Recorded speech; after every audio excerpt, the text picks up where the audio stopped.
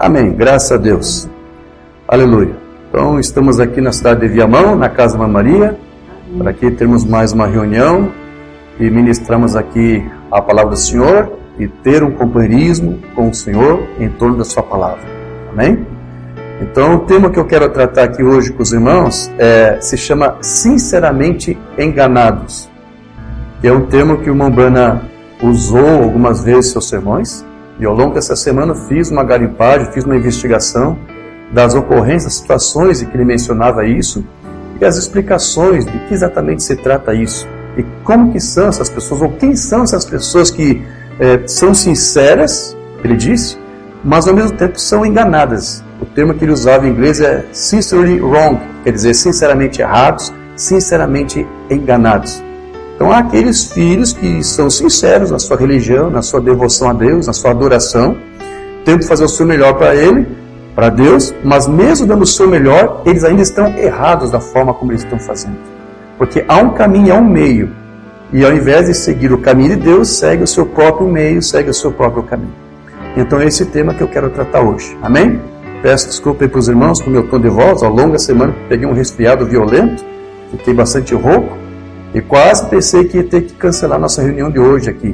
Então vim aqui rouco ainda, mas por fé cheguei aqui e até nas redes sociais pedi para que os irmãos orassem, intercedessem, e eu creio que Deus está respondendo as orações dos irmãos. Tivemos até algumas lutas, alguns problemas aqui, até para nós fazer os registros, mas que Deus nos ajude. Essa reunião é dele. Amém? Então a escritura que eu vou tomar como base para esse tema se encontra lá no livro de Mateus, capítulo 7. Amém, meus irmãos? Eu quero ler Mateus capítulo 7, a partir do versículo 15. Mateus 7, 15 até o versículo 23.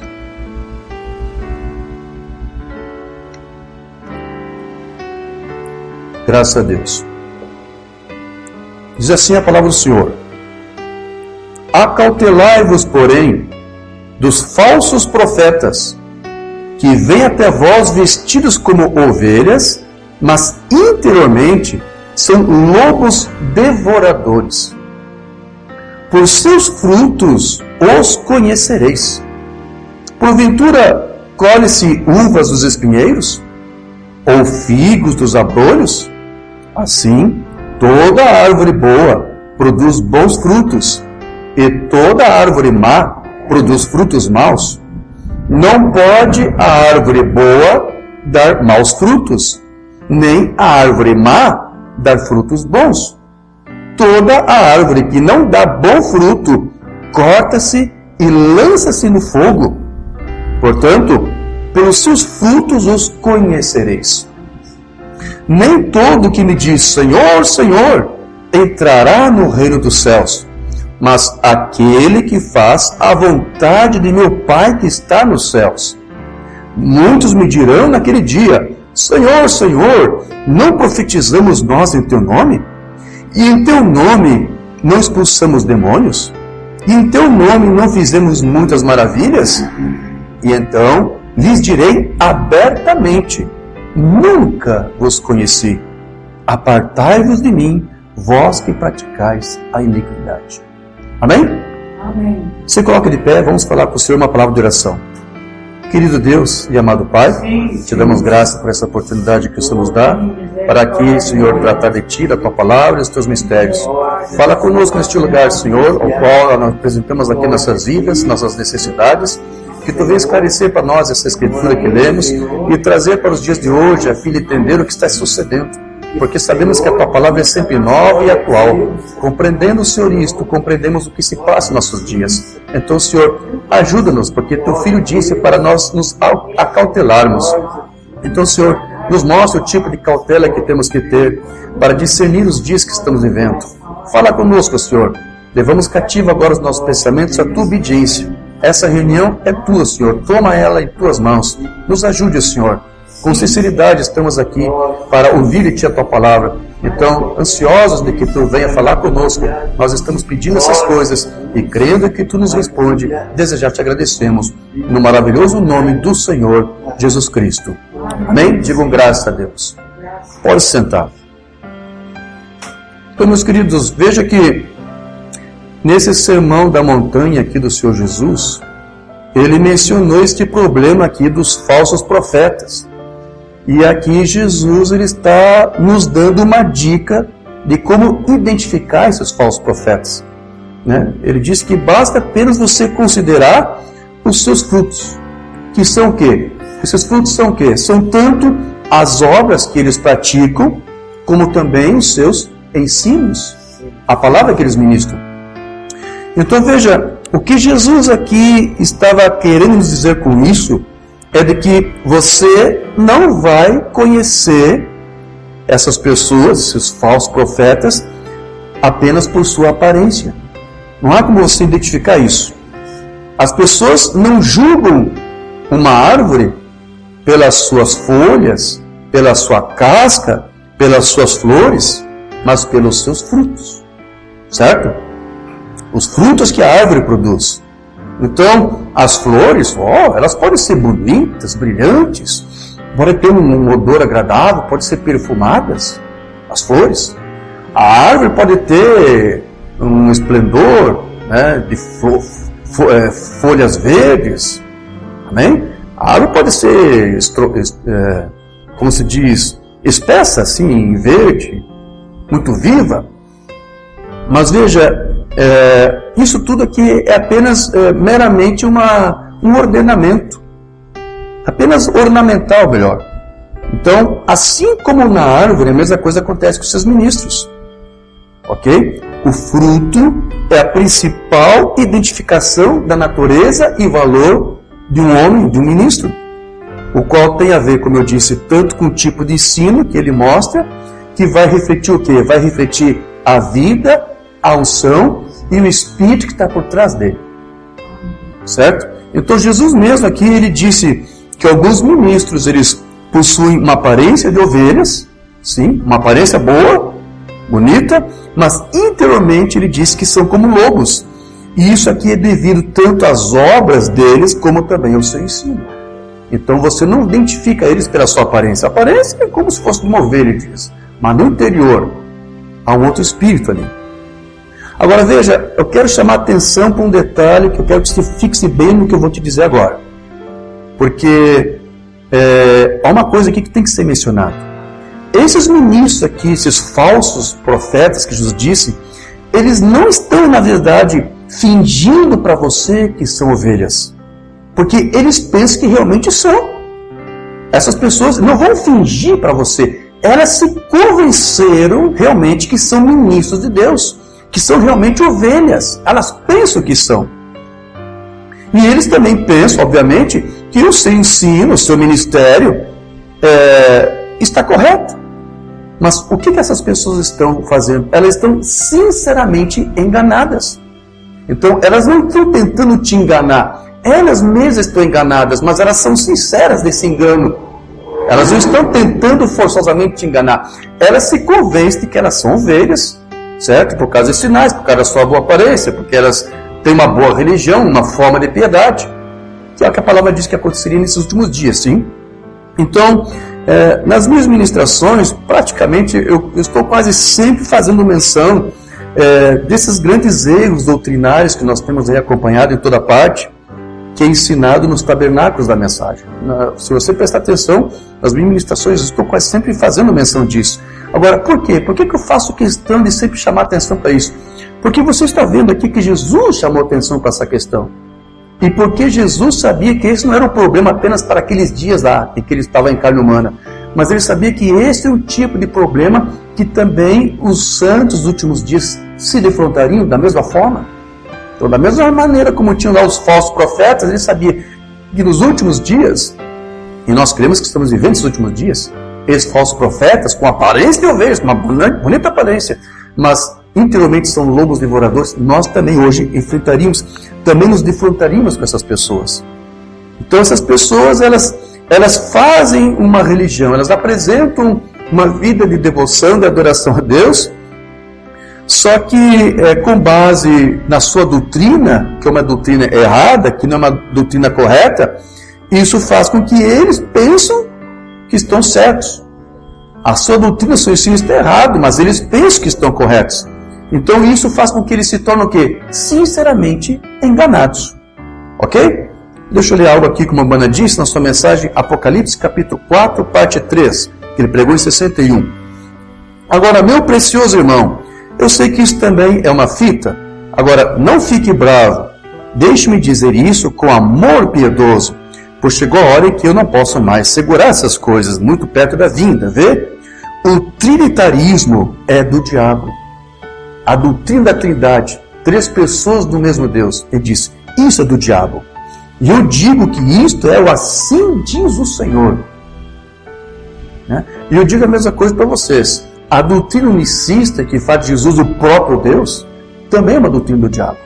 Que faz de Jesus pai de si mesmo, o que nega que Deus tem um filho, porque se você pensa que o filho é o próprio Deus, apenas de uma outra forma você nega que existe um ser que Deus gerou, que é o seu filho.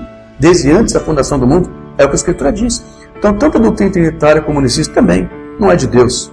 Veja, de onde veio isso? Veio do Concílio de Nicéia. E veja, a doutrina unicista, que eu já tenho mostrado em outros estudos, é até anterior ainda ao Concílio de Nicéia. A doutrina da Trindade só surgiu pela primeira vez no começo do século III. E a doutrina unicista, a primeira vez que se ensinou que Jesus era o próprio Deus, só começou a ser ensinado no finalzinho do século II. Ou seja, tão pouco isso foi o ensino dos primeiros pais. De que Jesus era o pai de si mesmo, de que aquele bebê que nasceu na manjedoura, que estava lá, era Deus ali que nasceu. Não. Os primeiros pais não ensinaram dessa forma. Foi no finalzinho do século II. A primeira das 2 doutrinas que surgiu primeiro foi o unicista. Mas como ele está mencionando aqui a Trindade, diz, olha, a Trindade, quando começou? Lá no Concílio de Nicéia, quando a Igreja Católica assumiu o governo. A palavra Trindade nem mesmo é mencionada em todo o livro da Bíblia. E quanto a 3 deuses, isso é do inferno. E eu vou dizer a mesma coisa. Essa doutrina que nega que Deus tem um filho, também é uma doutrina do inferno. Porque se você nega que Deus tem um filho, como é que você pode ser salvo? Porque Deus ele somente pode salvar através do seu Filho unigênito. Deus amou o mundo de tal maneira que Ele deu o seu Filho unigênito. Amém? Então é uma doutrina do inferno. Existe um Deus. Isso é exatamente correto. Agora você diz então, você crê que todas essas pessoas que são trinitarianas, elas são do inferno? Então se elas são trinitárias, e a doutrina trinitária é uma doutrina do inferno. Então todas as pessoas são do inferno? Não, Senhor. Eu creio que eles são cristãos. Mas está se aproximando a hora, irmão, em que eles estão sinceramente enganados. Então, olha só até o cuidado que uma banda aqui está dizendo. Eu não estou aqui dizendo que apesar da doutrina da Trindade, sim, é uma doutrina do inferno, e como mencionei também a doutrina unicista, nem por isso você deve dizer que esses trinitários são do inferno, ou que não vão ser salvos. Por que eu digo que uma banda teve cuidado de usar essa declaração aqui? Porque se você for remontar, por exemplo, Lutero, Knox, Spurgeon, grandes homens da história, que uma banda mencionava, Wesley, eles eram trinitários. E agora, todos eles foram para o inferno? E agora? Não. Então, mesmo eles não tendo um conhecimento correto da palavra, Deus, no seu critério, deve ter salvado eles por causa dessa questão da eleição. Mas como no tempo deles, eles não tinham toda a palavra revelada, então Deus teve que considerar a ignorância deles. Então, é possível que Deus use esse mesmo critério hoje? Pode ser. Por que não? Pode ser que algumas pessoas ainda não conhecem a doutrina correta, sim, e sejam trinitários, e ainda sejam salvos. Nós não sabemos. Porque o critério de Deus para salvar cabe apenas a Ele, e não o nosso. Certo, meus irmãos? Agora, eu entendo que se fosse usar esse critério, teria sido das mesmas formas como ele usou nas outras eras. Salvou Lutero, salvou Wesley, trinitários, certo? Porque eles eram ignorantes acerca da palavra. Mas nessa última era, é a era em que toda a palavra, todos os mistérios serão revelados. Então, na minha maneira humana de pensar, eu creio que hoje, nesta era, quando alguém que é trinitário, unicista, e toma conhecimento da palavra real e completa, e ainda se mantém um trinitário unicista, aí já é diferente. Wesley, Lutero, todos os trinitários foram salvos, mas tiveram sua desculpa. Não tinham toda a revelação da palavra. Mas você permanecer empedernido, depois que você ouve a verdade, e ignorar, e pior ainda, combater e rechaçar isso, não posso dizer que Deus vai usar o mesmo critério de salvação como usou com esses santos do passado. Você está entendendo? Eu creio que é por isso que a Urbana disse, está se aproximando a hora, irmão, que eles são sinceramente enganados. Isso foi em 61, se não me engano. Sim, isso. Então, dali 63, teve a revelação da abertura dos selos, dos trovões, que foram revelados. Sim? Então, ali nós temos todos os mistérios de Deus revelados. Então, eu creio que é dessa hora aqui que o Urbana aqui está se referindo. Quando esses mistérios todos são revelados, e quando alguém agora não é mais ignorante, mas toma conhecimento disso, e ainda assim combate isso, eu vou repetir, eu não creio que Deus vai usar o mesmo critério de misericórdia como usou com os santos do passado. Você está entendendo isso, irmãos? Amém? Então veja, aqui ele diz, eles são sinceros, certo? Eles são sinceros no que eles creem, mas mesmo assim eles estão errados, certo? E Jesus, ele não questionou se quando ele voltasse, quando ele retornar na segunda vez, se ele encontraria sinceridade nas pessoas. Será que eu vou encontrar pessoas sinceras? Ele não questionou isso porque ele sabia que ele iria encontrar. Não é isso que Cristo questionou. Ele não negou que ele encontraria sinceridade entre as pessoas, mesmo entre os falsos profetas. Como eu disse, os falsos profetas são sinceros. Eles estão enganados, mas eles sequer sabem. Eles pensam que são ovelhas, mas não são. Né? Então, o que Jesus negou foi de que, ao voltar, ele encontraria pessoas crendo naquilo que estivesse realmente correto. Esse que é o problema. Ele sabia que quando ele viesse, vai encontrar muitas pessoas sinceras, mas sinceras crendo no errado. A pergunta que Jesus fez aqui é, quando o Filho do Homem vier, será que eu vou encontrar pessoas sinceras crendo no ensino sincero e correto? É isso que Jesus chamava a atenção. Está lá em Lucas 18, verso 7 e 8. E Deus não fará justiça aos seus escolhidos, que clamam a Ele de dia e noite, ainda que tardio para com eles? Digo-vos que depressa lhes fará justiça.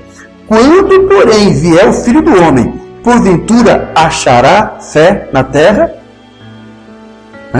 Vamos lá. Quando Jesus vier, ele vai encontrar muitos tipos de fé.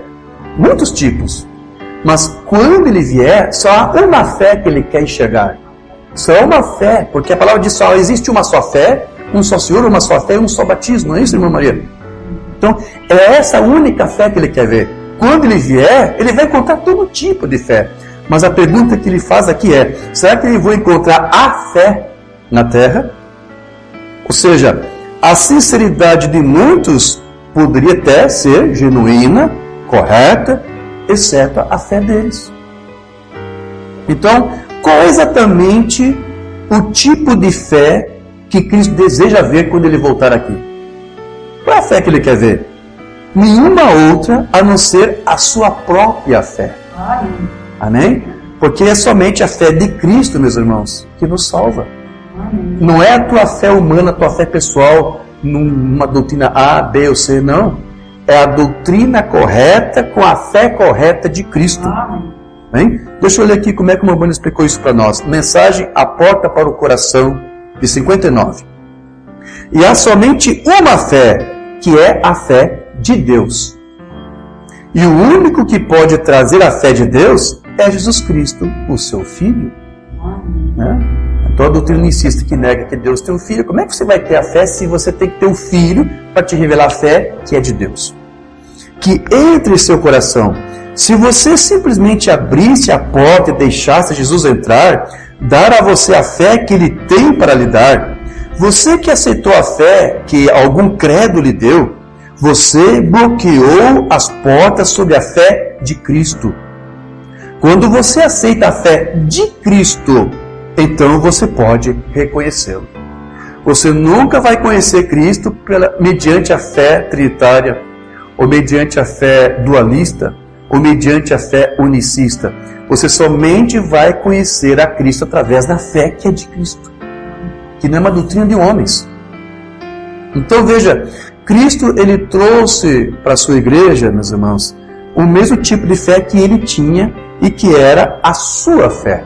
Amém. Então, é essa fé que restaura os filhos de Deus. A fé de Cristo, que nos transforma em novas criaturas. Ela restaura aquela fé dos filhos de Deus desde a sua queda, desde quando ali o falso aspirador lá no jardim e começou a insinuar ou estimular uma outra fé uma outra religião, uma outra teologia. Então, foi com essa mesma fé que os apóstolos evangelizaram e operaram os sinais. Não foi com a sua própria fé humana, foi com a fé de Cristo neles. Então, não foi com uma fé humana ou própria deles, mas foi com a fé de Cristo unicamente, sem hibridação, sem mistura. Então, assim como Jesus, os apóstolos sabiam que não faziam sinais por sua própria fé, mas pela mesma fé de Cristo, não a fé em Cristo. Você está conseguindo entender isso? Amém. Deixa eu ler uma mensagem, na verdade é algo que mamãe escreveu no seu livro das Eras da Igreja. Em Atos 3, verso 16, quando Pedro foi interrogado sobre como acontecera o poderoso milagre com o coxo à Porta Formosa, ele explicou dessa forma: é pela fé no seu Jesus nome, fez o seu Jesus nome fortalecer a este, outrora coxo, que vedes e conheceis. E a fé que é proveniente de ele, Jesus, deu a este homem, na presença de todos vós, esta perfeita saúde. Veja, aí está, o nome de Jesus e a fé de Jesus produziram o milagre. Pedro não alegou que fosse a sua própria fé humana, não mais do que ele alegou que fosse o seu próprio nome. Ele disse que foi o nome de Jesus usado na fé que é proveniente de Jesus, que realizou aquela grande obra. É a respeito desta fé que o Senhor estava falando em Apocalipse 2,13 e também Lucas 18,8, que eu acabei de ler aqui. Era a fé dele, não era a fé nele, era a sua própria fé que ele tinha dado aos crentes. Entende, meus irmãos? Quando Cristo vier à terra, ele vai encontrar muitas pessoas crendo nele, tendo fé nele, mas não é isso que ele quer ver. Ele não quer ver aqui pessoas crendo nele. O que ele quer ver é pessoas tendo a mesma fé que ele tinha. Essa é a diferença. Porque crer nele, até os filhos da perdição creem. Até os falsos profetas creem em Cristo. Mas não é isso. E quando ele vier, ele não quer saber quem é que vai crer nele. Porque todo mundo vai dizer que crê. Vai numa assembleia, vai num quadrangular, vai no Deus de Amor, vai no Universal. Pergunte se alguém ali crê em Jesus. Eles vão dizer que todos creem. Jesus vai encontrar isso por toda parte quando ele vier. Mas não é isso que ele quer ver. O que ele quer ver não é alguma pessoa dizendo crer nele, mas tendo a fé, a mesma fé que ele tinha. Isso é muito diferente, meus irmãos. E as pessoas não sabem diferenciar isso, não sabem discernir isso. Então, uma fé híbrida, uma fé misturada com a teologia do homem e a teologia de Deus, a doutrina apostólica, alguém que tem essa fé híbrida, ela consegue ter fé em Deus. Sim? Consegue ter fé em Cristo, mas ela jamais fará com que essa mesma pessoa tenha fé de Cristo. A fé híbrida não vai te dar a mesma fé que Cristo tinha. Então, nós somente vivemos, ou antes, Cristo pode viver em nós, porque é a fé dele que está em nós. Cristo não vive em você pela fé que você tem nele. Cristo vive em você porque você tem a mesma fé que ele tinha. Você está conseguindo entender isso? Eu estou repetindo várias vezes para você fixar bem isso em sua mente. Então, é essa fé que vai dar firmeza e que vai dar paciência aos santos. Não é a tua fé nele, é a fé dele em você. Isso está em Apocalipse 14, verso 12. Olha só. Aqui está a paciência dos santos. Aqui estão os que guardam os mandamentos de Deus e a fé de Jesus Cristo. Não a fé em Jesus Cristo. Então, o que te torna santo, o que te torna paciente, é você ter em você a mesma fé de Cristo. Amém? Então, se nós tivermos essa fé de Cristo, nós produziremos então os bons frutos. Porque nós teremos a mesma vida que estava nele. Porque a fé de Cristo é o quê? É a palavra de Deus. Que, como ele disse, são espírito e são vida. Minhas palavras são espírito e são vida. Outra mensagem aqui do Mambana, a ele ouvinte 58. Você só precisa de uma nova vida. E se a nova vida que você acha que recebeu não segue a palavra de Deus, você tem a vida errada em você. A vida de Cristo produzirá as obras de Cristo. Produzirá a fé de Cristo. Fará você agir como Cristo. Você tem a fé dele. Fará amá-lo. esse será o primeiro em sua vida, seus objetivos, seus motivos e tudo mais serão completamente diferentes. Será para a glória de Deus. Então veja, a fé que muitos crentes têm em Cristo, ela pode ser sincera, como eu disse. Os trinitários, os unicistas, os dualistas, eles são sinceros, mas eles estão sinceramente enganados. Eles são sinceros na sua fé em Cristo, mas eles estão enganados porque não é a mesma fé de Cristo. Amém? Você está entendendo isso? Então, os crentes podem ser sinceros na sua fé em Cristo, mas será uma fé totalmente enganosa se não for o mesmo tipo de fé que ele possuía. Então, irmão Diógenes, não nos enrole. Qual é exatamente o tipo de fé então que Cristo tinha? Para sabermos se temos a mesma fé de Cristo, qual é a fé então de Cristo? Urbana sintetiza em poucas palavras isso numa mensagem: sabedoria versus fé, de 62. Jesus tinha fé. Fé em quê? No que ele era, o Filho de Deus. Esta é a fé de Cristo. O que o Urbana aqui está nos dizendo, irmãos? Que Jesus não era unicista. Jesus não tinha fé unicista. Ele não cria que ele era o próprio Deus. Ele não cria que ele era o Pai de si mesmo. Ele cria que ele tinha um Deus que o gerou, do qual ele era filho. Essa era a fé que Cristo tinha. Então, se você tiver uma fé diferente da que Cristo tinha, você nunca poderá ter sequer a vida de Cristo em você. Então, quando ele vier, o que ele quer ver em você? A fé nele? Não. Isso ele vai encontrar em toda parte, não é isso. Até o diabo crê em Deus, não é isso? Não é isso que ele quer. Ele quer que você tenha a mesma fé que ele tinha. A mesma fé, a mesma palavra, a mesma sã doutrina. Amém? Está entendido isso? Então veja, Jesus, ele sabia que ele não era Deus e que ele não tinha nenhum poder a não ser aquele que Deus lhe deu. Porque ele sabia que todos os milagres e sinais não era ele que fazia, mas o Pai que habitava nele que fazia os sinais. Então, ele tinha essa consciência. Então, essa era a sua fé, e é justamente essa fé que Cristo deseja encontrar quando ele voltar aqui.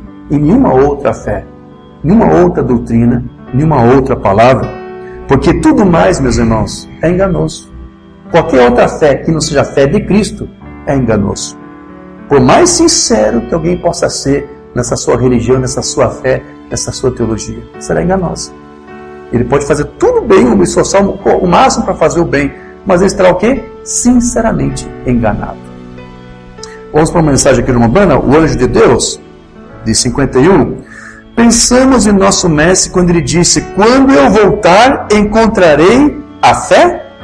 Ele não questionou sobre sinceridade ou cristianismo, não. Será que ele vai encontrar sinceridade quando ele... Claro que ele vai encontrar. Todo mundo aí é sincero. Eu expliquei para você, nem os falsos profetas são falsos, querem fingir. Eles são sinceros, eles pensam que estão corretos. Então, ele questionou se vai encontrar sinceridade? Não, ele não vai. Ele não vai ter falta disso. Ele sabe que vai encontrar muitas pessoas sinceras na sua fé, na sua religião. Então, não é isso que ele está questionando. Ele não questionou sobre sinceridade ou cristianismo. Ele disse: encontrarei fé quando eu vier? Agora, mas você já sabe qual é a fé que ele quer ver. É a fé dele. É isso que está perguntando. Eu vou encontrar nas pessoas a mesma fé que eu tinha? Eles vão ter a mesma confissão que eu tinha? Eles vão ter o mesmo entendimento que eu tinha, que o Pai me deu, que eu passei para os meus apóstolos? É isso, é tudo que Cristo quer saber. E teremos esse movimento esta noite que desperta a fé do povo. Somos gratos a Ti, Senhor, e apenas gratos por cada amarga perseguição, e consideramos um privilégio carregar a cruz por nosso Cristo. Amém. Então, aqui eu quero chamar a atenção para algo que o Urbana aqui está dizendo. Teremos esse movimento esta noite que desperta a fé do povo. De que movimento aqui que o Urbana está falando que vai vir para despertar a fé do povo? É o movimento de Malaquias 4. É o ministério de Elias, profetizado em Malaquias 4, que vai despertar no povo a mesma fé que Cristo tinha. Este ministério deveria vir para restaurar a nós a mesma fé apostólica. Mas você já está entendendo. Não é a fé que os apóstolos tinham em Cristo. Esse ministério viria para restaurar a mesma fé de Cristo que os apóstolos tinham. Então aqui ele está dizendo, vai haver esse grande movimento que está seguindo, que vai despertar. E nós cremos que esse movimento está aqui, porque não morreu. O mensageiro já partiu, mas a mensagem continua despertando e restaurando a nós a mesma fé de Cristo. Isso continua fazendo, essa obra não parou. Então, ele está aqui, como você já entendeu, na minha explicação, aludindo a Apocalipse 10, que é quando o anjo forte desce com uma mensagem para dar ao sétimo mensageiro, que por sua vez revela a igreja, a noiva do tempo do fim. Então, este mensageiro aqui, de Malaquias 4, que vai trazer para o povo a mesma fé dos primeiros pais apostólicos. É desse movimento e meio povo aqui que o irmão Bana estava se referindo. Quero ler outra mensagem. Os ungidos dos últimos dias. E Deus não fará justiça aos seus escolhidos, que clamam a Ele dia e noite? Ele ainda que é tardio com eles? Digo-vos que depressa lhes fará justiça. Quando, porém, vier o Filho do Homem, porventura achará fé na terra? Agora, esta é a pergunta. Aqui está onde eu queria chegar. Apocalipse 10. Então, quando Jesus questionou ali, está se referindo a quê? Será que quando vier, terão dado ouvidos ao meu mensageiro, que vai restaurar a eles a mesma fé que eu tinha? Nós chegaremos a isso em alguns minutos. Ele disse, nos dias da mensagem do sétimo anjo, se cumprirá o segredo de Deus. Aqui está a pergunta, se você quiser, nessa linha desta hora, estará cumprido? Encontrarei eu a fé? Estará Malaquias 4 cumprido nesse tempo? Restaurará a fé dos filhos de volta à fé dos pais, a original, a palavra? Então, é certo que a noiva que foi chamada para fora do sistema, ela vai ter esta fé de Cristo nela. Mas os que se dizem apenas representantes dela, como estamos vendo aí fora, sim, eles não terão. Antes serão o quê? Perseguidores dessa fé. É o que temos visto. Nós temos dado testemunho, irmão, dessa fé. E temos visto, em meio daqueles que dizem ser representantes dessa fé, estão combatendo essa própria fé, nos chamando de dualista por professar essa fé. Eu disse, Jesus não era unicista, tinha um pouco trinitário ou dualista, nada disso. Mas a fé que ele tinha era que ele era o Filho de Deus. Então, há alguns em meio a nós que rechaçam e combatem isto. Ele continua, está vendo? Réprobos, Janes e Jambes, como eles resistiram. Agora também ouçam, 2 Timóteo 3,8. Como Janes resistira a Moisés, também nos últimos dias, esses mesmos réprobos viriam. E agora, vou pular aqui para nós ganharmos tempo. Não réprobos no viver, eles são bons, homens cultos, como eu disse, são sinceros, certo? Mas agora, notem, quando Moisés desceu ao Egito com a mensagem do assim diz o Senhor, e foi vindicado, conclamou Israel, qual era o povo, não uma igreja, Israel era o povo. Eles nunca foram uma igreja, pois a palavra igreja significa os chamados a sair. Eles eram o povo de Deus, então quando eles se tornaram ungidos sob a palavra e chamados, eles se tornaram a igreja de Deus. Então veja, não basta alguém ser sincero no seu tipo de fé, no seu tipo de religião, que ele pratica. É necessário que ele seja um eleito. Tem que ser um predestinado. Porque somente os eleitos é que podem ser salvos com aquela fé que é dos eleitos. Como nós lemos lá em Tito 1:1, quando Paulo se apresenta ali, Paulo, servo de Deus e apóstolo de Jesus Cristo, segundo a fé dos eleitos. Então existe uma fé, que é a fé de Cristo, e que é concedida a todos? Não são todos que têm essa fé. Essa fé somente é concedida a um povo da eleição, a um povo predestinado. Agora vamos para uma mensagem romana para nós entendermos isso. Põe do seu lado de Jesus. Deus respeita qualquer um que seja sincero. Vemos que uma pessoa profunda e sincera pode estar sinceramente enganada. Já entendemos isso. Mas se ela for sincera, Deus a guiará para a luz em algum lugar. O que está dizendo aqui? Se ele for honesto, mesmo que está crendo em algo errado, se ele for honesto, quando a palavra for dada a ele, quando tiver a revelação da palavra correta, ele não vai rejeitar isto. Ele vai continuar demonstrando sua sinceridade, também renovando seu entendimento e aceitando não mais a sua própria fé, que era uma maneira pessoal que ele mesmo criou, projetou aqui para poder entender e interpretar as coisas. Ele vai abrir mão de tudo isso, ele vai ser sincero, ele vai ser honesto e agora ele vai ter a mesma fé de Cristo, ou seja, ele vai realmente procurar ser guiado por Cristo em sua vida. Então aqui ele está dizendo, se ela for sincera, Deus a guiará para a luz em algum lugar. Porém agora você vai ver como a banda vai dizer que Deus ele vai guiar essas pessoas, mas é um povo específico que ele guia. Ele virá a isto, porque Deus está obrigado a fazer isto. Agora, para quem que Deus está obrigado a revelar sua palavra? Para todos? Não. Ele vai dizer para quem? E nós pensamos na vinda do Senhor sendo uma grande coisa, e a mensagem não é mais do que o que sempre foi. Lembre-se, há um grupo predestinado para estar aqui quando o Senhor retornar. Então, há um povo eleito por Deus para receber a fé de Deus. Para estes, Deus está obrigado a dar a fé de Cristo. Não são todos que vão receber. Alguns vão ter a sua própria fé em Cristo, mas não de Cristo. A fé de Cristo, que também é a fé dos eleitos, é para os eleitos. E Deus está obrigado a dar a eles porque são eleitos para receber. Então, eles são sinceros, os eleitos são sinceros, e mesmo sendo eleito, pode em algum momento criar alguma coisa errada. Mas se são da eleição, Deus está obrigado a fazer com que eles cheguem ao entendimento correto. Mas essa obrigação, mamãe diz, é para a eleição, certo? E pode não ser mais de uma dúzia. Difícil isso, hein? Quantos resta ainda para receber a fé de Cristo? Talvez seja só uns 12 aí que está restando, antes que Cristo venha, né? Quando o Filho do Homem vier à Terra, será que ele vai encontrar fé na Terra? Ou seja, você já está entendendo. Será que eu vou encontrar a mesma fé que eu tinha, a mesma fé que eu tenho, melhor, neles? Eles vão confessar a mesma doutrina que eu confessei? Então Jesus disse, a Morgana disse, quando Cristo vier, talvez só os 12 vão crer, não sei. Aí depois ele diz, nós não sabemos, pode ser 100 milhões. Quem sabe quando Cristo vier vai ter uns 100 milhões tendo a fé de Cristo? Ele disse, não sabemos.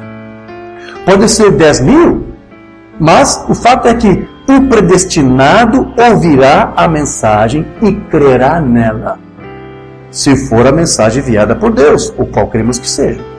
Então veja, existe um grupo que não poderá ser enganado.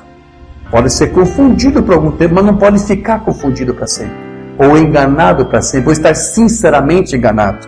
Há um povo que tem que ser esclarecido, que são aqueles cujos nomes já estão escritos no livro da vida do Cordeiro, desde antes da fundação do mundo.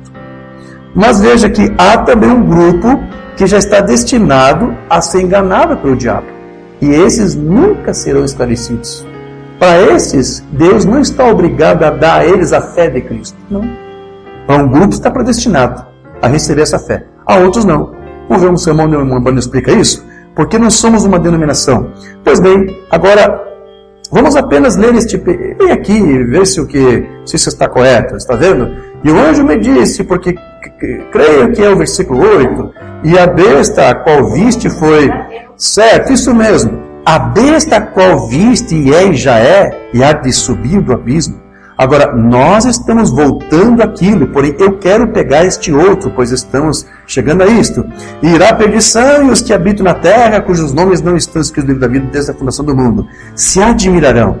Agora, haverá um grupo na terra, em outras palavras, que será enganado, pois ele os enganou. E havia apenas um grupo que não foi enganado. E este era aquele que tinha seus nomes no livro da vida do Cordeiro, desde a fundação do mundo. Nós chegaremos naquilo daqui a pouco. Então veja, meus irmãos, não tente aqui arrazoar, pensando que não faz diferença alguma crer numa doutrina errada desde que você seja sincero. Não faz diferença, irmão Diógenes. Certo? Porque desde que eu seja sincero, desde que eu tenha um bom coração, desde que eu tenha um bom espírito, é indiferente. Se eu querer errado, não tem problema, desde que eu seja sincero. Não faça mais esse tipo de arrazoamento, porque isso faz toda a diferença. Faz toda a diferença. Caim, ele foi sincero na sua adoração a Deus lá no Éden, não foi? Ele foi sincero, não foi fingido, mas ele estava sinceramente errado. Ele estava sinceramente enganado. E Deus não teve que corrigir Caim para fazer uma outra forma para adorá-lo? Deus não teve que corrigir? Então, se Deus não corrigir você por não adorar da forma correta, ele agiu errado quando tentou corrigir Caim. Porque para Deus faz toda a diferença. Você está entendendo isso? Então, você para adorar a Deus tem que ser com a fé de Deus, com a fé correta. E isso tem que ser corrigido. Não diga que isso não faz diferença. Vamos para uma mensagem aqui. Deus ocultando-se em simplicidade. As pessoas pensam, por grandes congregações bem vestidos, por um sacerdote, um pastor, um ministro de toga, corais de toga e toda a exterioridade, que isso agrada a Deus. Nós acabamos de ver ali, né? Os falsos profetas, a árvore, você não avalia pela sua aparência? Porque os falsos profetas têm aparência de quê? De ovelhas, de justos. Então aqui está usando esse razoamento que alguns usam. Olha, a nossa igreja é grande, nosso ministro tem bons sermões, tem boa formação teológica. Então, isso agrada a Deus. Pode ver de onde isto procede. Caim tentou fazer a mesma coisa. E ele construiu um altar para si. Sem dúvida que o fez formoso e com sinceridade. Correto? E o homem era sincero. Isso. O homem era sincero. Caim foi sincero lá. Ele adorou, ele pensou, contanto que eu seja sincero, não faz diferença. O Mamãe diz que Caim pensou isso. Não importa se está errado alguma coisa, não importa, Deus vai ver meu coração. Deus vai ver minha santidade, Deus vai ver aqui minha entrega para Ele. Então não faz diferença se está alguma coisa errada aqui. Aí o Mamãe diz, faz sim diferença. Você pode estar sinceramente errado. Então não adianta você fazer com toda a sinceridade. Tem que ser da forma correta. E não é do teu jeito, é do jeito de Deus. Não da forma como você pensa, mas como Deus pensou e revelou para nós. Certo? Amém. Então, vou ler outra mensagem que ele vai falar a mesma coisa. 3 classes de crentes. Não faz diferença no que você crê, quão leal você seja, quão religioso você seja, ou isso, não tem nada a ver. Sinceridade, ora, isso não tem nada a ver. Tenho visto pessoas tão sinceras. Tenho visto pagãos queimarem seus filhos, dá-los de alimento aos crocodilos, para adorar um Deus, né, representado pelo crocodilo. Mães com seus bebês, isso é mais do que um cristão faria, vê? Sinceridade, eles creem, sinceramente. Porém, estavam sinceramente errados, enganados, porque Deus nunca pediu esse tipo de coisa. As pessoas dizem, bem, esta igreja tem permanecido. Isso, você está sinceramente errado se ela estiver contrária à palavra. Bem, agora, olha, eu não creio em tal coisa. Quando, entretanto, a Bíblia diz que ela foi assim, vê? Eu não creio que nós tenhamos de fazer isto. Não importa no que você pensa que você não tenha de fazer. Deus disse que precisa ser feito. Há uma forma correta de se aproximar dele. Então, veja, Deus conhece a cada um dos seus filhos, e foi para eles que a sua palavra foi enviada, a fim de que não sejam enganados pelas doutrinas dos homens. Mensagem lembrando o som 7:55. Deus, que numera as penas nas asas dos pássaros, sabe onde cada uma delas está. Deus que numera os cabelos de sua cabeça, o Deus que passeia nas asas da manhã, aquele que criou os céus e a terra, conhece cada criatura e cada ser. Ele é Deus. Essa é a sua palavra. Os céus e a terra passarão, porém ela, a palavra, nunca passará. Amém? A palavra dele é atual. Não seja enganado pela doutrina dos homens. Creia em Deus e viva. Amém? Então, a fim de nós não estarmos sinceramente enganados, né, diz o irmão Branham, ou confusos, é necessário então nós reter o que é correto após um exame e soltar aquilo que estiver errado. Se você pensou alguma coisa que está errado, quando você analisa, quando você examina e reconhece que está errado, uma banda diz, solte isso o mais rápido possível. E quando você vê a verdade, retenha isto. Porque se você não reter e não confessar isto, daqui a pouco você pode fazer, como eu disse, como alguns estão fazendo, reprovar isto.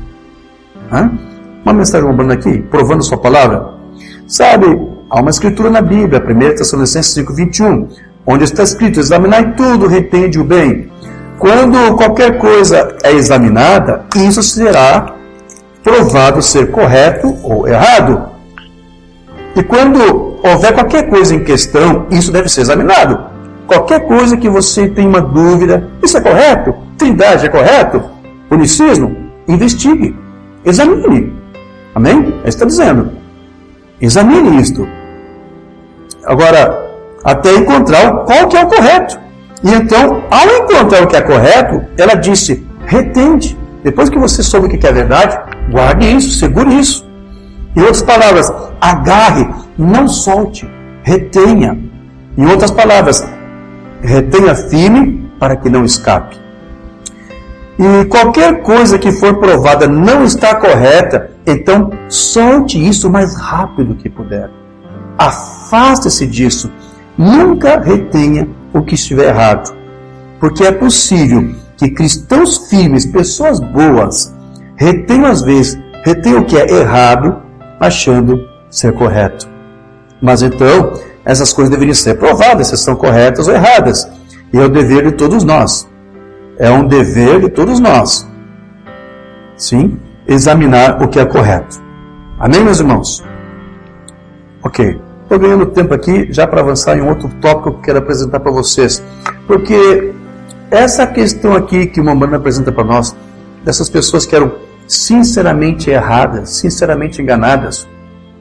Você sabe que esse tipo de coisa até hoje, os estudiosos de hoje, os psicólogos, antropólogos, eles costumam hoje dar termos científicos específicos para cada tipo de postura e comportamento como esse. Então, esse termo que o Umbanda usa nos seus sermões, pessoas que estão sinceramente enganadas, existe um termo na psicologia usado para designar ou identificar essas pessoas. Eles chamam de viés de confirmação. Você pode ir na internet, no Google, escreva lá, viés de confirmação, e veja o que vai dizer ali. Eu trouxe aqui um resumo de alguma coisa que eu pesquisei, eu vou fazer uma leitura rápida aqui para você entender que esse comportamento que Jesus menciona lá no passado e que viria acontecer hoje, é isso que os psicólogos chamam. Isso que eles fazem de se esforçar em fazer ou se posicionar por uma coisa que eles pensam que está certo, mas que na verdade está errado, e de não se querer se corrigir, isso é o que se chama de viés de confirmação. Então, o que é exatamente viés de confirmação? É o seguinte, quando o viés de confirmação, ele acontece quando o indivíduo procura e usa certas informações para apoiar as suas próprias ideias ou crenças. Então isso também significa que as informações que não apoiarem as suas ideias ou crenças são simplesmente desconsideradas por eles. Ainda que elas sejam baseadas em fatos. Se essas ideias, esses fatos, contrariam o que eles pensam, eles preferem ignorar isso para continuar a manter-se empedernido e errado. E estão sinceramente errados naquele conceito que eles defendem. Então, o viés de confirmação é isso. Ele geralmente ocorre quando nós queremos que certas coisas ou certas ideias sejam verdadeiras, ainda que não sejam. Então, isso leva as pessoas a pararem de coletar informações quando algumas evidências encontradas confirmam seus próprios pontos de vista. Então, o que pode levar a ideias já pré-concebidas, que não são baseadas na razão ou no conhecimento real. Os indivíduos, então, eles selecionam partes da informação que confirmam seus próprios conceitos já estabelecidos, prévios aqui na sua mente, e descartam qualquer coisa que for contrária ao que eles já estabeleceram.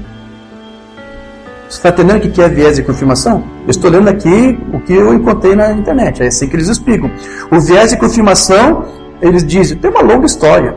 Há um filósofo famoso, um filósofo britânico, chamado Francis Bacon, que escreveu o seguinte sobre o viés de confirmação. Uma vez que o entendimento de um homem se baseia em algo, seja porque é uma crença já aceita ou porque o agrada, isso atrai tudo à sua volta para apoiar e concordar com a opinião adotada, mesmo que um número maior de evidências contrárias seja encontrado. Ele as ignora ou desconsidera, ou faz distinções sutis para rejeitá-las, preservando a autoridade imparcial de suas primeiras concepções. Então, as pessoas, elas nunca param para pensar de onde vieram suas opiniões e crenças. As pessoas pensam que o que elas defendem e creem é baseado em uma coisa que foi solidamente investigado, examinado, como a Umbanda disse, examine, investigue, retenha o que é correto. A maioria das pessoas pensa que o que eles creem, certo? É baseado em alguma coisa que já foi investigado, que já foi consubstanciado por análise, por investigações, mas não. A maioria das pessoas tem uma fé, tem um entendimento, tem uma opinião sobre uma coisa que, na verdade, se eles forem parar para investigar, eles viriam que é totalmente diferente daquilo que eles pensam. Então, é isso que se trata aqui, o viés de confirmação. Embora gostemos de imaginar que as nossas opiniões são racionais, são lógicas e são objetivas, isso não é bem verdade. Muitas das nossas ideias se baseiam no fato de que prestamos atenção seletiva para algumas informações que estão de acordo com as nossas próprias ideias já pré-concebidas. Você está conseguindo entender isso?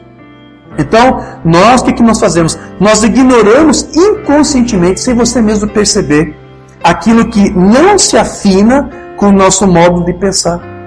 Então, o viés de confirmação faz uma coleta seletiva de evidências. Você determina o que você acha que é correto e o que não é, porque você já tem uma opinião definida aqui dentro. Então você vai rechaçar tudo aquilo que é o contrário. Se alguém vier até você para tentar te mostrar uma coisa que prova que você está errado, você não vai aceitar, porque você já se convenceu de que o que você fez, a investigação pessoal que você fez, seja qual foi aí os ditames que você usou para fazer a tua análise e a tua conclusão, você pensou que aquilo está correto. Então, se alguma coisa vier para confrontar e mostrar que está errado, você simplesmente não aceita, porque você já se convenceu da verdade que você quis aceitar. É isso que se trata aqui, é o viés de confirmação. E é daí que surgem as pessoas que estão sinceramente enganadas. Vamos trazer um exemplo disso agora para dentro da mensagem? Porque você sabe que dentro da mensagem aqui do William Branham, nós encontramos crentes que adotam esse viés cognitivo. É assim que eles chamam. É um viés cognitivo. Dentro da mensagem você vai encontrar isso aqui. Então, por exemplo, os que defendem a opinião unicista de que Jesus é o próprio Deus. Você tem uma gama muito grande de pessoas dentro da mensagem, ministros, crentes que creem dessa forma, que Jesus é o próprio Deus. Então, eles que creem assim, eles vão tentar se basear em algumas ideias selecionadas, e alguns parágrafos selecionados, que segundo eles confirmam esse pensamento, essa opinião, essa hipótese. Ao mesmo tempo que eles vão rebater certas afirmações feitas por Mombana que entram em choque com esse tipo de pensamento. Vamos citar aqui um exemplo para você entender bem. Os que tentam provar, por exemplo, que Jesus, ao nascer da Virgem Maria, era o próprio Deus ali na manjedoura, eles tentam até se basear em alguma afirmação do Mombana. Você tem um sermão do Mombana onde ele diz que Jesus era Jeová chorando na manjedoura. Isso para eles é suficiente só para crer que Jesus era o próprio Deus ali na manjedoura. Mas há outros sermões, por exemplo, onde uma banda disse que Deus, Jeová, o Pai, o Espírito Santo, só habitou naquele filho lá no Jordão, quando Deus o batizou com o seu Espírito. Mas então, o que essas pessoas fazem com o viés de confirmação? Eles rechaçam esse entendimento que você encontra em outros sermões para ficar apenas com aquele pensamento que eles já definiram como certo e verdadeiro. Ainda que a declaração não esteja errada, quando você tira do contexto, você pode dar uma opinião errada para aquilo que Mombana disse. Você pode ter um pensamento errado sobre o que você está ouvindo ou leu do que Mombana disse. Sim. Então você pode ser sincero ao citar o sermão do Mombana, mas você pode estar sinceramente errado se você não citar da maneira como ele estava dizendo, se você não menciona da forma como ele pensava. Então você pode estar sincero ao citar um sermão do Mombana, mas pode estar sinceramente enganado se não citar da maneira como ele pensou. Em alguns sermões, o Mombana disse: Jesus é Deus. Ok? Nós cremos que Jesus é Deus. Mas de que maneira? Tente crer e dizer da maneira como o Mombana ensinava. Porque se você for apenas demonstrar sinceridade dizendo o que ele disse, mas não com o mesmo entendimento que ele tinha, você estará sinceramente enganado. E você vai usar o quê? Um viés de confirmação, ou seja, você vai selecionar os parágrafos que te agradam e qualquer outra informação que você encontra na mensagem, uma banda fala uma coisa que é contrária ao que você pensa, você vai rechaçar, você vai deixar de lado. É isso que a pessoa que tem viés de confirmação faz. Esse exemplo ajuda você a entender? Porque é exatamente isso que estamos vivendo nos nossos dias. Principalmente na mensagem. Não importa o que estão fazendo fora das denominações, das igrejas, não importa. O que importa para nós é o que está sendo feito hoje nessa mensagem. Nós encontramos esse tipo de coisa. Então, os que tentam provar Jesus dessa forma, eles vão fazer isso. Então, o viés de confirmação, ele fará com que o crente desconsidere essas e outras afirmações que eu mencionei, para conservar aquela que comprovadamente está equivocada pela evidência dos fatos. Então, meus irmãos, uma pessoa que rejeita os fatos, ela tentará defender sinceramente uma opinião errônea. simplesmente porque ela se convenceu de que aquela sua opinião está correta. Então, o que alguém que está sofrendo de viés de confirmação faz é tentar o quê? Desconfirmar as evidências.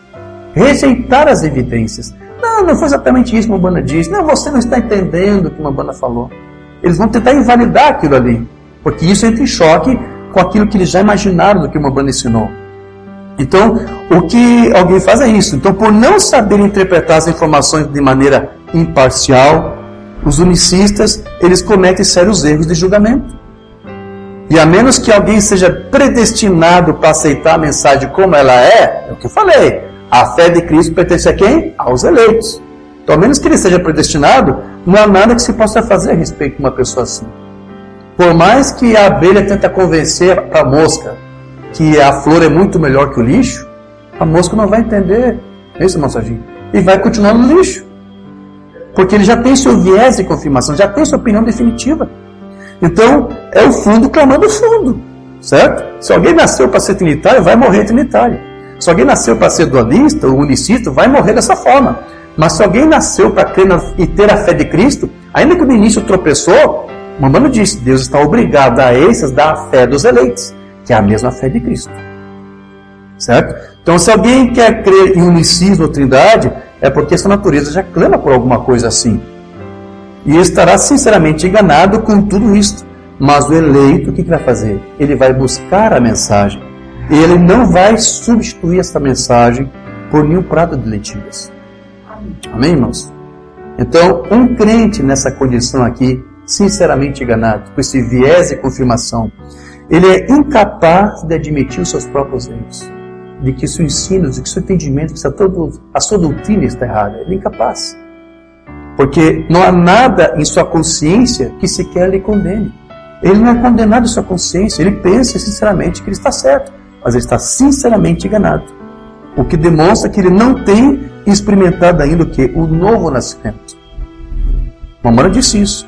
Israel, igreja número 1, 53. Veja, se você continua dizendo, bem, eu não me condeno a fazer isto, e isso não me condena a fazer aquilo. Olha, eu creio que Jesus é o próprio Deus e não tem nada me condenando. Eu tenho mensagem, eu tenho Bíblia que me prova isso. Eu creio que Deus são 3 pessoas de uma trindade. Eu não vejo nada me condenando aqui, eu não vejo o Espírito Santo me falando, me condenando, que se minha fé nele está errada. Mamãe diz, bom, se não tem nada te condenando, se a tua consciência não te condena de que isso está errado, isso é um péssimo sinal. Nada me condena ao fazer isso ou crer naquilo. As coisas do mundo. Agora, eu vou te ferir um pouquinho e puxar as penas para o lado agora. Vai deixar despenado, sem nada.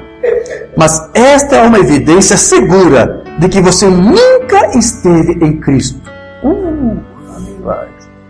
Eu creio, eu sou unicista com Cristo e não tem nada que me condena. Então você nunca esteve com Cristo, porque nem Cristo era unicista. Você sabe, você viu aqui, uma mulher disse qual era a fé que Cristo tinha. Que ele era pai de si mesmo? Não. De que ele era filho de Deus. Você nunca nasceu de novo. Se a tua consciência em nenhum momento te acusa, olha, você está crendo uma doutrina errada.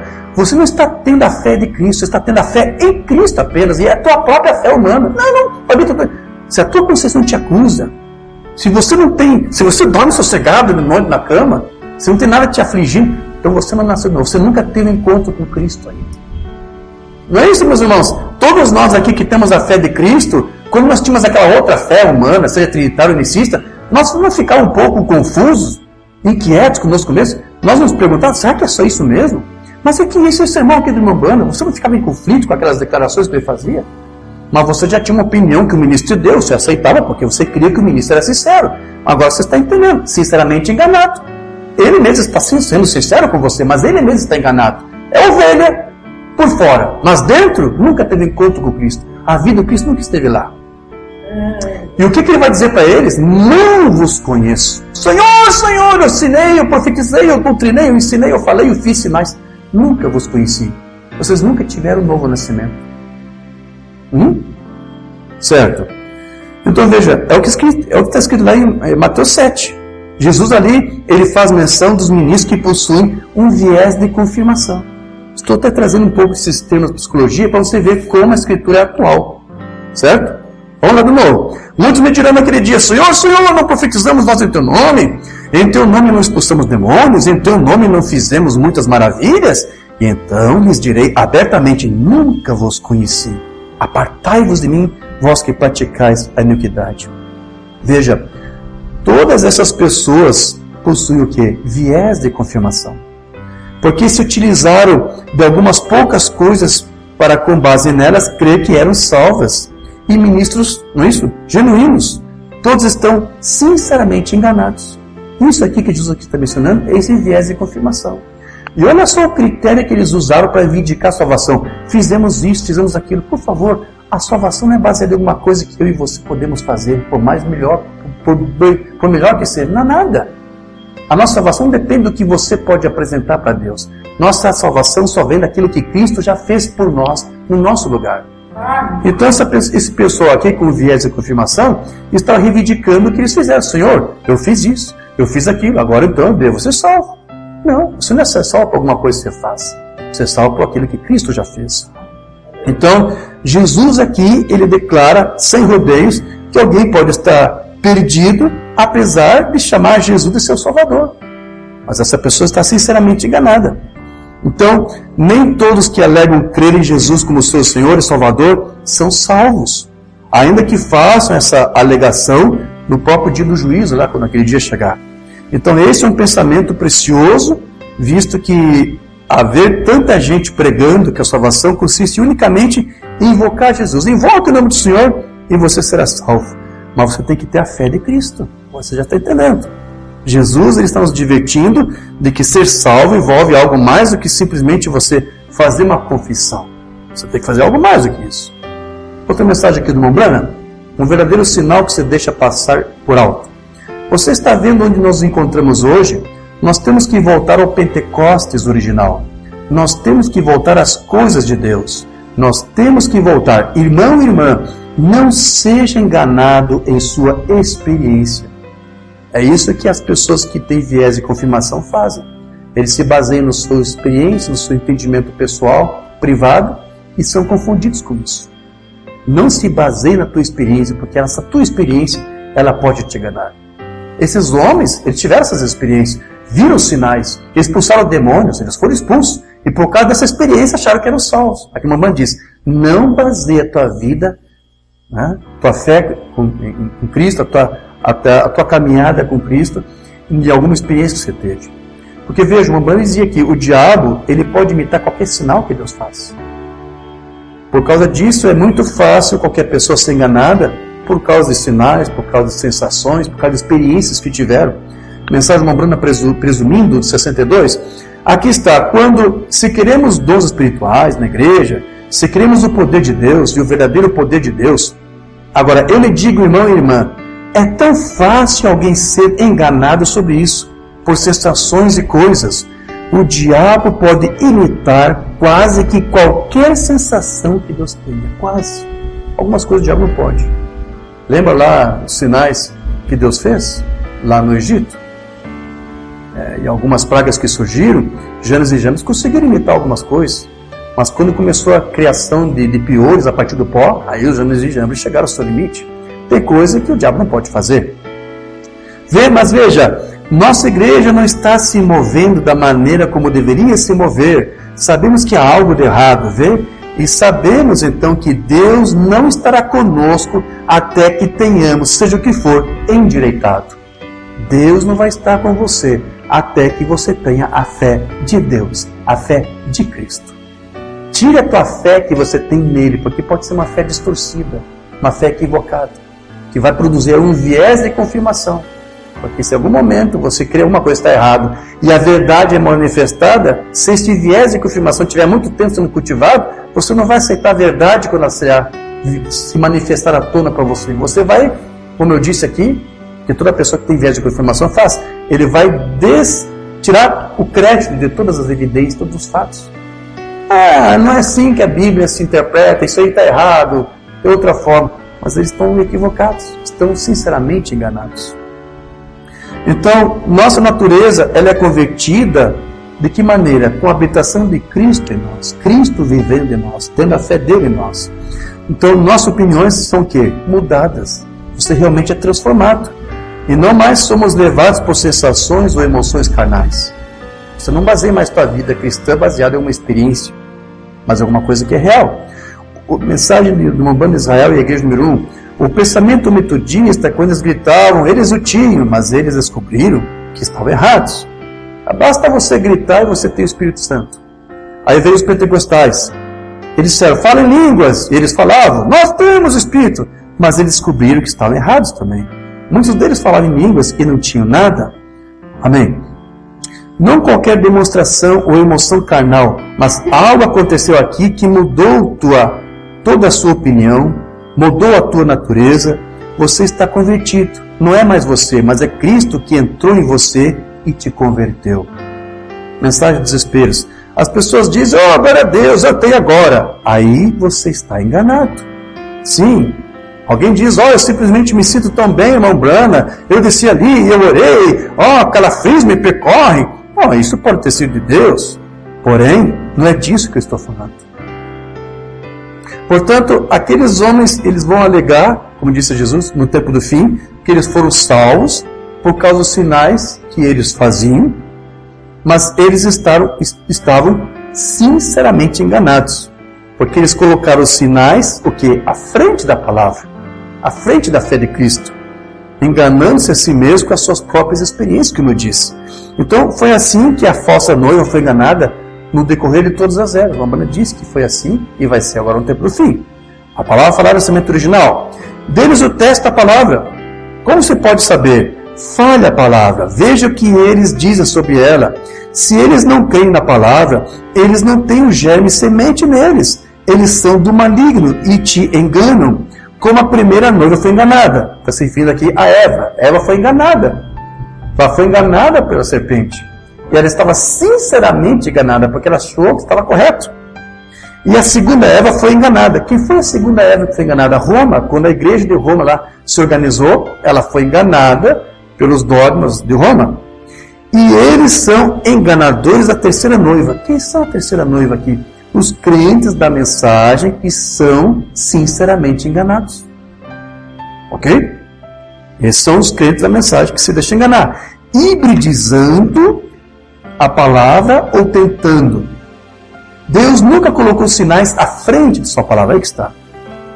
Deus nunca colocou sinais à frente de sua palavra. Eles foram adicionados como prova da palavra. Mas a palavra é a primeira, para provar isso. Amém. Então, meus irmãos, já para nós concluir essa pequena palestra que estou tendo aqui com vocês, há sinais hoje sendo manifestados por toda parte, em todas as igrejas. Há cura divina aí por toda parte. Há demônios, entidades malignas sendo expulsos de pessoas. Há sinais em toda parte. Mas o que o Umbanda ensinava era de que há um só sinal e ele só tem valor quando ele for acompanhado com a verdadeira mensagem, que é o que ele chamava de a voz do tempo do fim. É para esses sinais que você tem que atentar. Para aqueles sinais que acompanham a esta palavra. Não importa os outros sinais que são feitos. Qual é a voz que vem lá que acompanha aqueles sinais? Qual é a fé que é apresentada ali? A fé em Cristo ou a fé de Cristo? Vocês estão entendendo isso? Amém? Uma mensagem aqui, a voz do sinal. O sinal do tempo do fim certamente acompanhará a voz do tempo do fim. Então, quais são os sinais que devem te deixar comovidos? São aqueles que servem para respaldar a mensagem desse dia, de Apocalipse 10, que te leva à mesma fé de Cristo que os apóstolos tinham. Então, não importa quantos sinais seja feito. Tem um profeta aí que uma vez fez uma oração, assistiu um vídeo, fizeram isso, filmaram ele, né? Estava céu aberto, orando, clamando por chuva. Quando terminou de orar, caiu chuva. Aí disseram que, porque como Elias orou e fez chuva cair, então diz, esse Elias tinha que vir. Mas vai ver o que esse Elias lá, que fez chover, ensina. Qual é a doutrina? Qual é a fé que ele tem? É a fé de Cristo ou é a fé em Cristo? Você está entendendo? Então não importa os sinais, eles têm que ser avaliados se eles estão de acordo com a fé de Cristo, com a palavra do dia. Agora, observe o que a Escritura diz agora. E então você não será enganado. Veja, o sinal do tempo do fim e a voz do tempo do fim. Amém, meus irmãos? Então, o que faz alguém passar por esse problema aqui de viés cognitivo? De estar sinceramente enganado. O que faz uma pessoa ficar sinceramente enganada? É não aceitar toda a palavra. Eva foi enganada porque não aceitou toda a palavra. Caim foi enganado porque não aceitou toda a palavra. É isso que faz eles, como diz uma banda, pararem. Há pessoas que até vêm para a mensagem, irmã Maria, mas eles acabam se tornando depois também sinceramente enganados, porque eles chegaram na mensagem e pararam. Simplesmente aceitaram o que o ministro falou, nunca examinou, nunca investigou se o que o ministro falou era verdade, se ele realmente era sincero e correto na sua fé, ou nunca fizeram uma avaliação. Então tem pessoas que estão nessa condição. Por que isso? Porque pararam. E porque eles pararam, eles não ficaram com toda a palavra. Mamãe disse que foi isso que aconteceu com Eva. Vamos ver isso. As 10 virgens, 154 mil. Multidões são como Eva. Eva simplesmente parou o suficiente para ser enganada. Se ela não tivesse parado, nunca haveria engano. Se os crentes da mensagem nunca tiveram parado quando chegaram, foram batizados, fui batizado no nome do Senhor Jesus Cristo, agora eu creio no lava-pés, agora aceito a doutrina da semente de serpente. Mas se eles tivessem continuado, meu Maria, investigado mais, lido mais, estudado mais, e não apenas se detido e ouvir o que os pastores falavam dessa mensagem, eles não teriam estado na condição que eles estão agora, com esse viés de confirmação. Tente você trazer a verdade. Eles pararam, eles não podem mais. E suas consciências sequer os condenam e mostram que eles estão errados, porque eles pararam. Mas Eva parou, e quando ela parou, foi aí que ela a enganou. Em vez de pressionar, você me acompanha aqui agora? A razão pela qual Eva foi enganada, vamos dizer juntos, e então eu terei certeza de que você entendeu. A razão pela qual Eva foi enganada é porque ela nunca guardou toda a palavra de Deus. Aí que está. Eu fico com um pensamento de que Jesus é o próprio Deus, porque tem um sermão aqui, outro sermão ali, que uma banda diz. E outros sermões que eu não lhe faço declarações que contrariam teu pensamento. Não preciso ficar com aquilo. Já tenho meu pensamento pré-formado. Então eles pararam, irmã Maria, porque eles não ficaram com toda a mensagem. Não ficaram com toda a palavra. Amém? Então, para concluir aqui, eu quero dizer o seguinte. Judas, ele também foi enganado. Ele era um apóstolo. E não foi ele que quis ser apóstolo. Jesus chamou Judas para ser apóstolo. Mas veja, ele foi enganado pela sua própria experiência. Mambana disse que Judas, por ser apóstolo, ele orou e os enfermos foram curados. Ele expulsou espíritos, demônios de pessoas. Então, ele foi um apóstolo e por essa razão ele pôde fazer esses sinais. Porém, ele foi sinceramente enganado pelo diabo e por suas próprias experiências místicas, certo? Só um eleito é que não pode ser enganado. Amém? Você crê nisso? Livro das Eras aqui do Mambana, para nós concluirmos. Observe bem esse espírito que está neles e não seja enganado. Judas circulou como um dos 12 e fez milagres também. Uau! Porém, ele não tinha o Espírito de Deus como propriedade sua. Ele tinha, de fato, um ministério. Ele nunca chegou ao Pentecostes, porquanto não era semente verdadeira. Ele não era verdadeiro Filho de Deus. Não, Senhor. E é dessa maneira agora mesmo, na sinagoga de Satanás. Lembra quando eu preguei sobre a sinagoga de Satanás? Que é mencionado na era de Esmirna? A sinagoga de Satanás surgiu na era de Esmirna. E é na era de Esmirna que surgiu as 3 principais doutrinas que norteiam e dividem os cristãos hoje. A doutrina da Trindade, unicismo e dualidade, arianismo. Então qualquer um que crê nessas 3 doutrinas pertence à sinagoga de Satanás. São pessoas sinceramente enganadas. Então não seja enganado. Você não será enganado se você for um dos escolhidos. Jesus disse que você não seria enganado. Amém? Para encerrar aqui, só uma mensagem aqui do meu mano. Mensagem homicias. Eu vi Billy Graham, olha só, eu ouvi Billy Graham dizer outro dia uma mensagem, ele disse, o eleito já está enganado. Billy Graham disse isso numa emissora de rádio. Aí uma banda diz, não. Os eleitos não serão enganados. Não. Eles não serão, não. Os membros da igreja serão, mas não os eleitos. Amém? Os eleitos não podem viver este viés de confirmação, de arrazoar essa incredulidade com base em algumas poucas teses, pontos de vista que eles isolaram da mensagem da Bíblia para defender um ponto de vista pessoal. Um eleito não é enganado. Eles foram escolhidos desde a fundação do mundo. Eles não podem ser enganados. é impossível, disse Hebreus 6, eles não serão enganados. Amém, meus irmãos? Então é esse o descanso que nós temos, de que nós temos a fé de Cristo, porque fomos eleitos por Cristo para recebermos essa fé que é dele. E quando você recebe essa fé, você não pode mais ser confundido, você não pode mais ser enganado. Ainda você pode errar e tropeçar alguma coisa, mas porque você tem essa fé de Cristo, que é a própria vida de Cristo em você, se você errar alguma coisa aqui ou ali, essa fé vai te orientar e vai te corrigir. E você vai aceitar a correção e vai desejar fazer o que é certo. Mas quando alguém não tem mais essa consciência de acusando, a mamãe disse, isso é um sinal péssimo de que você ainda não esteve com Cristo, de que você não nasceu de novo. Que Deus nos ajude a termos essa experiência com Cristo, de que possamos promover esse novo nascimento nas nossas vidas diariamente. Como ele disse, né? Carregai minha cruz, ou carregai vossa cruz todos os dias. Todos os dias tem alguma coisa a mais em nós aqui para matarmos, para morrer, para circuncidar, para que a vida de Cristo plenamente se manifeste em nós. Amém, meus irmãos? Para nós não fazermos o que a mamãe aqui diz que Eva fez e muitos fizeram. Pararam. Chegaram até um ponto e parou. Que isso nunca aconteça. Com a noiva não pode acontecer isso, porque ela não pode ser enganada. Os demais, ele disse, são sinceramente enganados, porque é um grupo que está predestinado para isso. Como eu disse, não há nada que você possa fazer para convencê-los. Se Deus nos convence, pode você ser maior que Deus? Tampouco você pode fazer. Mas aquilo que Deus nos deu, a Amanda disse, retenha e guarde isso com unhas e dentes, e não volte atrás. Amém?